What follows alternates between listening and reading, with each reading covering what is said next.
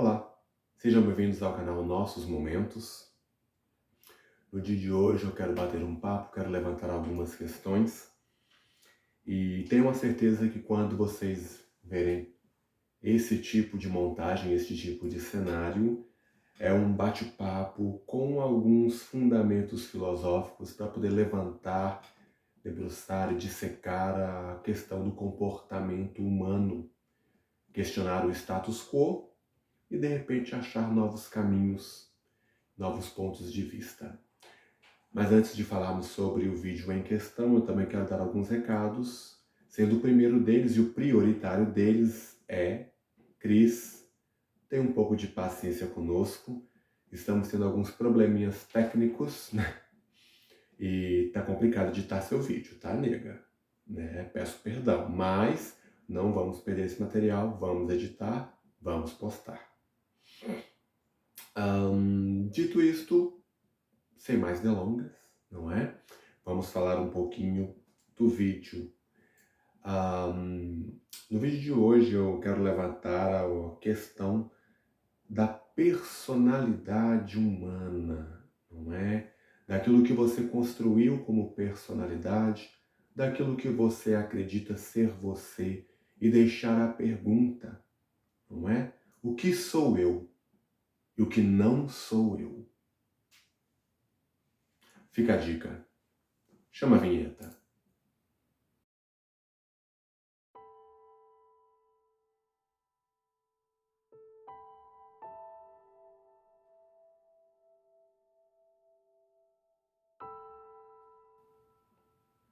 Bem, então, meu povo, antes da gente debruçar, da gente dissecar este assunto de personalidade, vamos citar alguns nomes renomados, alguns nomes que eu tenho a certeza que muitos devem conhecer, que porque dispensa apresentações. Vamos começar com Sigmund Freud,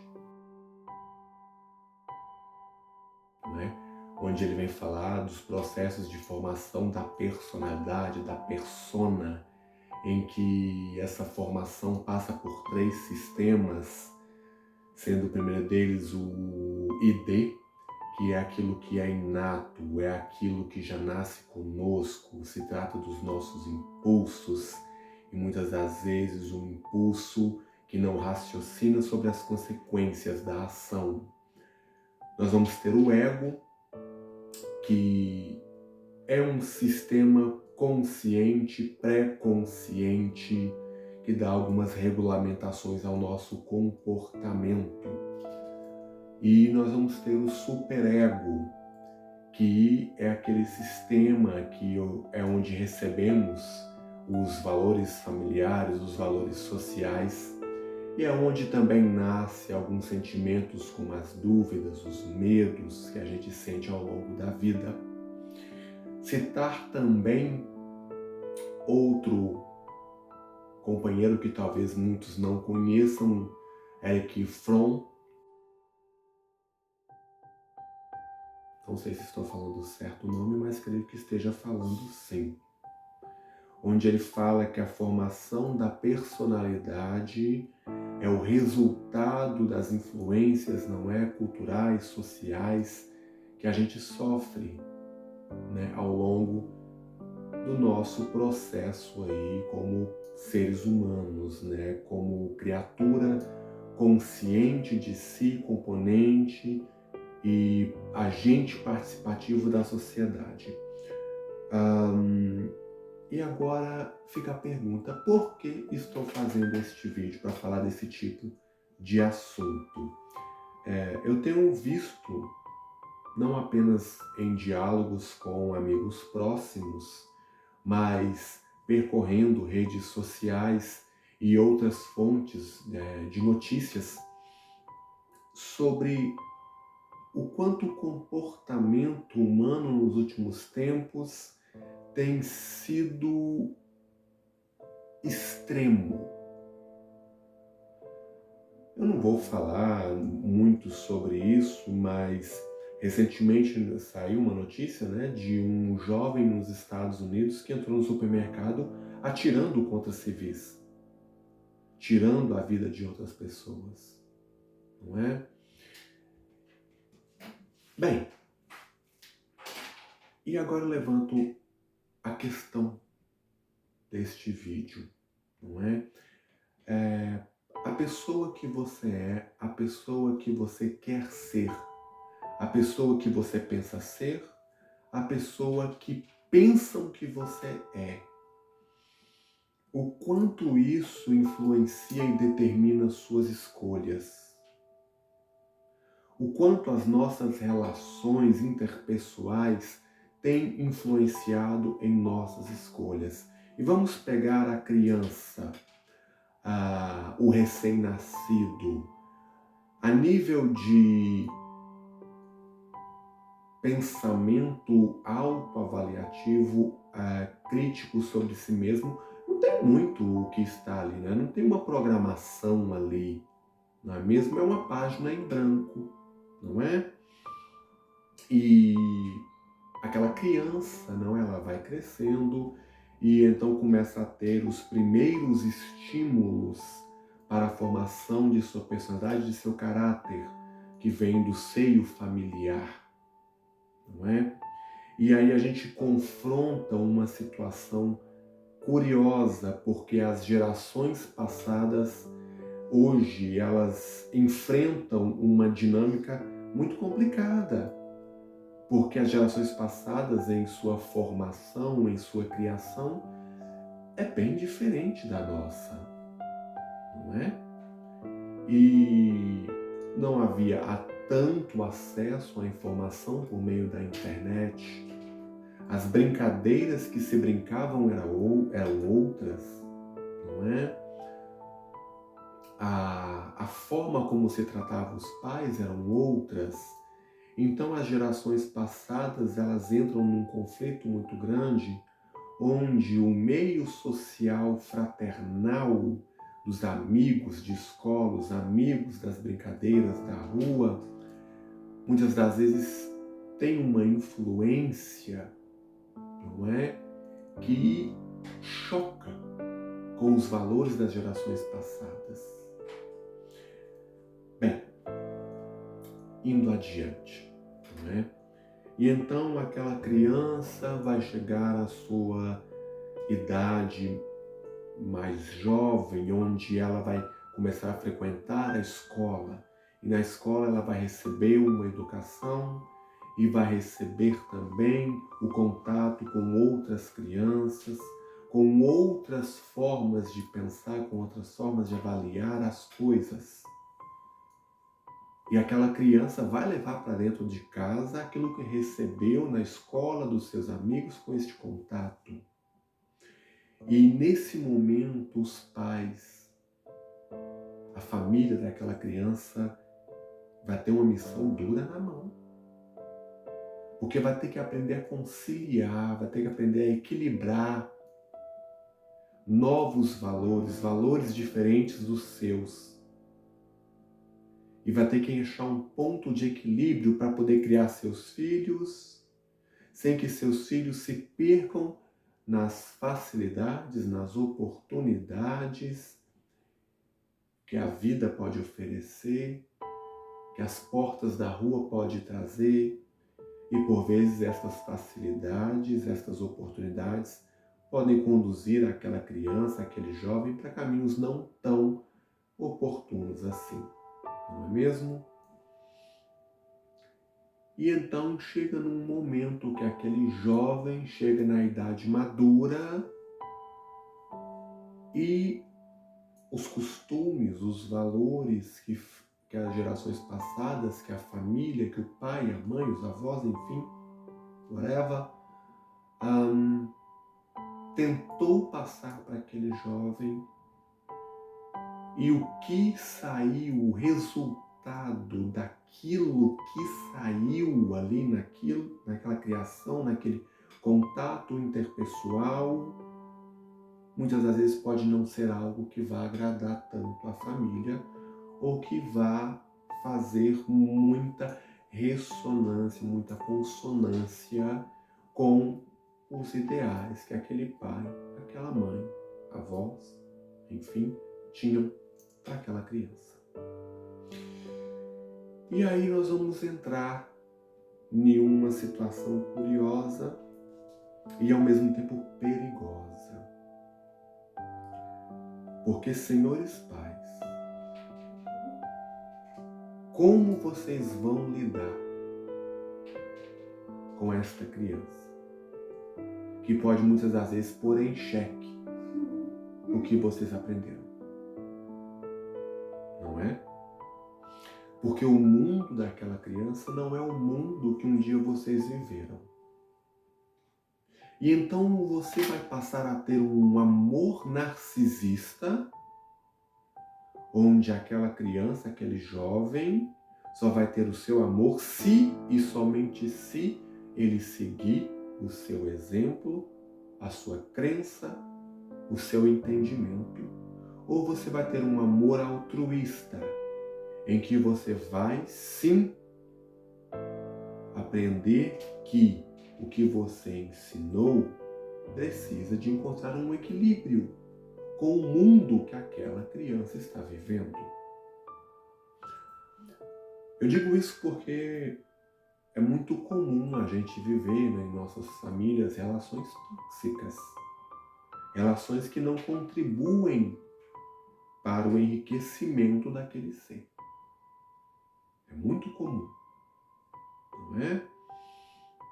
Os pais, por vezes, podem ter aí probleminhas com a síndrome do ninho vazio, uma certa sensação de perca. Os filhos, por sua vez, podem achar que os pais estão entrando demais em suas vidas. E temos aí um quadro perfeito para alguns conflitos e alguns debates bastante acalorados, diga-se de passagem. Mas, nesse momento eu vou remeter, não é mesmo, ao mito da caverna, de Platão, em que Sócrates promove um diálogo com Glauco, um de seus alunos, em que explana um quadro em um grupo de pessoas que passaram a viver todo um tempo em cavernas acorrentados, e haviam naquela caverna senhores, amos, que projetavam na parede daquelas cavernas figuras, não é mesmo? E que tudo que aquelas pessoas conheciam era aquele mundo. Até que num dado momento, um indivíduo começa a questionar, começa a indagar a si mesmo daquelas circunstâncias. E então se esgueira, de alguma forma consegue sair daquela caverna. No primeiro momento enxerga a luz da fogueira, não é? E os seus olhos doem. Mas ainda assim ele continua saindo e de repente ele sai da caverna e se depara com uma luz ainda mais brilhante que a luz do sol, não é? E então aquela pessoa de repente deseja voltar para a caverna para poder despertar as pessoas que lá estão. Mas então nós temos um risco, um perigo aqui, porque aquelas pessoas que lá estão não conhecem nada daquilo. E aquela pessoa pode acabar sendo rechaçada de alguma forma, não é? Então aqui nesse conto, não é? Nós temos vários elementos simbólicos, elementos que nos traz aí um esclarecimento de que muitas das vezes, quando você desbrava algo novo e quando você encontra o despertar, a luz de um saber, muitas das vezes aquilo não vai ser entendido pelos demais, não é? E funciona assim nas nossas relações. Muitas das vezes nossas aspirações, nosso desejo vai verticalmente, contra o entender do outro, não é? E muitas das vezes aquilo também vai contra o nosso próprio entender, porque nós vivemos em um mundo de sombras que distorce nosso julgamento, muitas das vezes limita a nossa capacidade de discernimento, de compreensão do todo, do quadro geral, não é? E quanto encontramos esta luz, temos que desmontar tudo o que pensávamos que sabíamos e nos refazer a partir daí. Então fica novamente a pergunta que dá título a este vídeo: quem sou e quem não sou? O que eu recebi da sociedade, o que eu recebi das influências externas que formou, que construiu o meu caráter, que construiu minha personalidade, que de fato é meu e o que de fato não é meu. Certo? Citei Freud, não é? Citei Erich Fromm, o mito da caverna de Platão. Com estas